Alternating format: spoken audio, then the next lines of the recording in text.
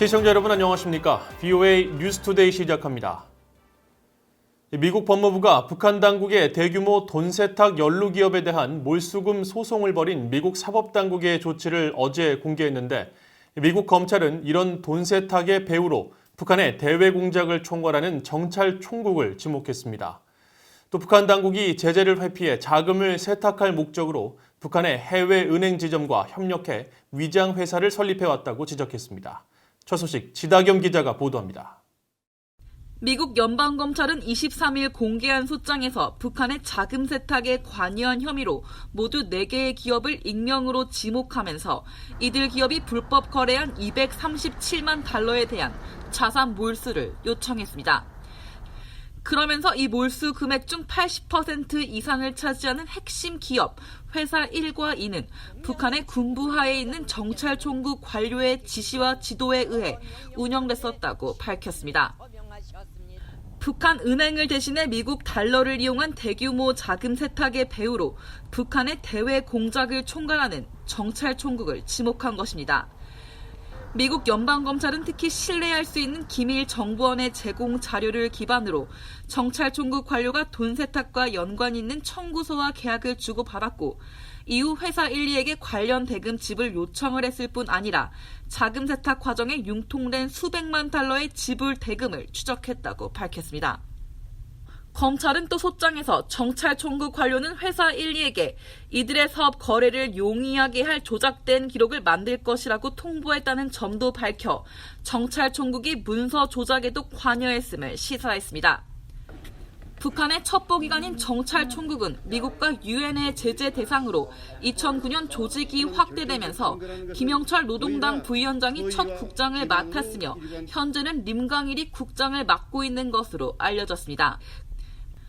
미 재무부는 북한의 정찰총국이 불법 사이버 행위와 유엔 안보리 결의에 의해 금지된 재래식 무기 거래 등 다양한 불법 활동에 개입하고 있다고 평가하고 있습니다.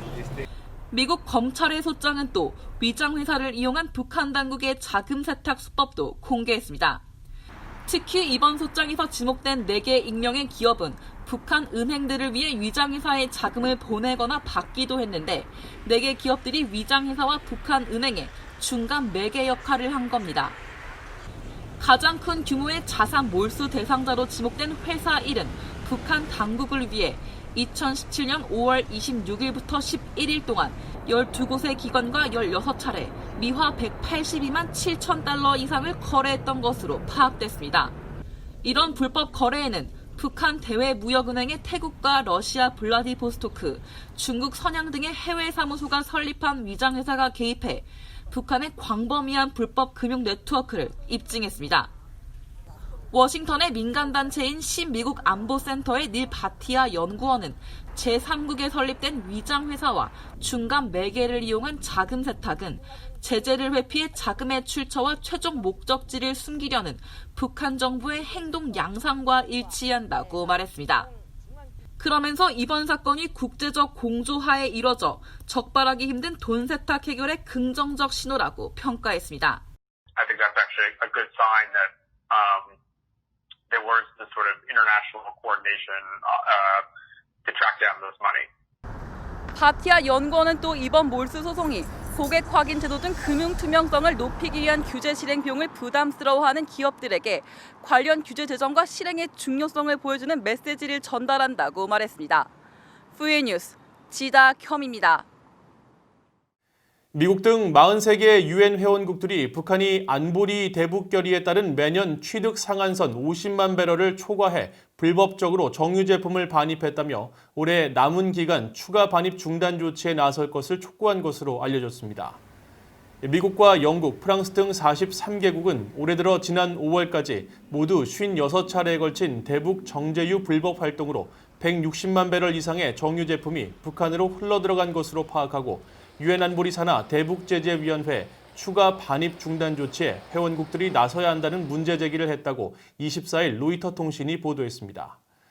43개 회원국이 제출한 서한에는 북한 선박들이 정유 제품 불법 수입을 위해 지속적으로 선박간 불법 환적을 하고 있으며 즉각적인 경계 강화와 선박 통제를 통한 방지 대책이 필요하다는 내용도 포함된 것으로 알려졌습니다.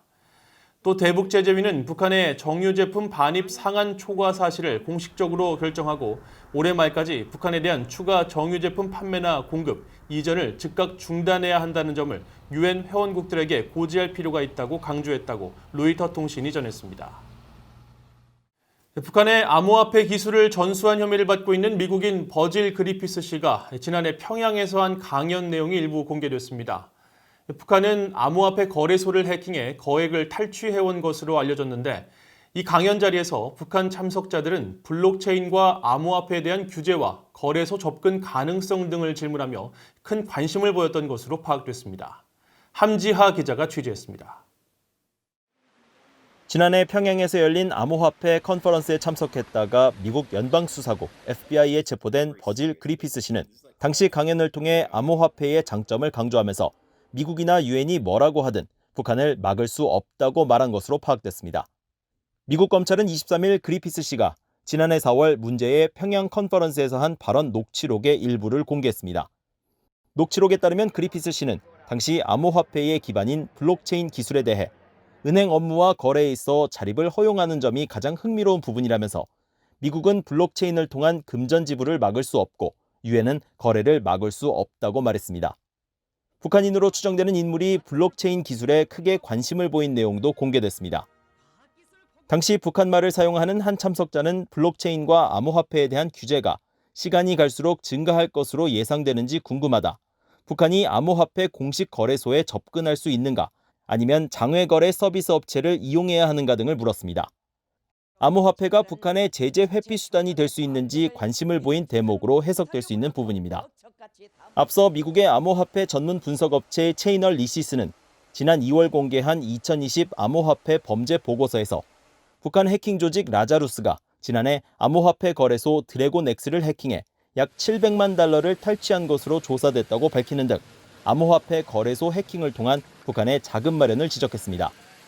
전문가들은 북한이 암호화폐 자체보다 암호화폐를 현금으로 거래하는 암호화폐 거래소 해킹에 관심을 보이고 있다면서 암호화폐를 현금으로 사고 파는 거래소의 취약한 보안 시스템이 북한의 목표가 됐다고 지적했습니다. North Korea specifically requested him to give his presentation on how crypto could be used to do money laundering and sort of sanctions evasion, like specifically, because the direct quote was, "This is the topic that will resonate most with the North Korean audience." 미국 연방수사국 FBI와 연방검찰 등 사법당국의 대북제재 위반자들에 대한 법적 조치가 최근 확대되고 있습니다. 미국 검찰 등이 기소한 인물들은 북한과 중국 등에 거주하는 경우가 많아 실제 체포 가능성은 낮지만 그리피스 사례나 북한 선박 와이즈 어네스토 몰수처럼 실제 법적 처벌로 이어지는 대북제재 위반 처리 사례가 점차 늘어가고 있습니다. VOA 뉴스 함지아입니다. 미국 상원과 하원의 2021 회계연도 국방수권 법안이 각각 본회의를 통과했습니다.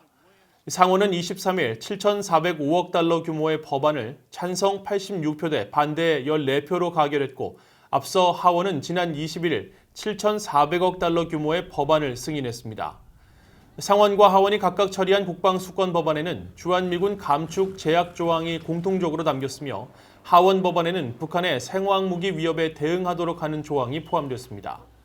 상원과 하원 대표들은 두 법안의 차이점을 조율하는 양원 합의를 한 뒤 조만간 최종안을 마련할 예정입니다.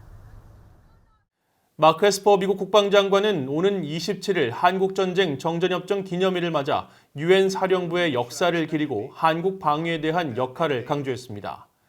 에스퍼 장관은 24일 자신의 사회연결망 서비스 페이스북과 트위터에 올린 글을 통해 유엔군 사령부는 70년 전 북한의 한국 침공을 격퇴하기 위해 창설됐다고 밝히고 20개국이 넘는 국가들이 한국전쟁에 참전해 전투를 치르고 인도주의적 지원을 제공했다면서 관련 사진을 함께 공개했습니다. 에스퍼 장관은 그러면서 오늘날 유엔군 사령부는 1953년 맺어진 한국전쟁 휴전협정이 유지되도록 하고 있으며 한국 방위에 대한 국제적인 약속의 본거지 역할을 여전히 수행하고 있다고 강조했습니다. 이상으로 VOA 뉴스투데이를 마칩니다. 시청해주신 여러분 고맙습니다.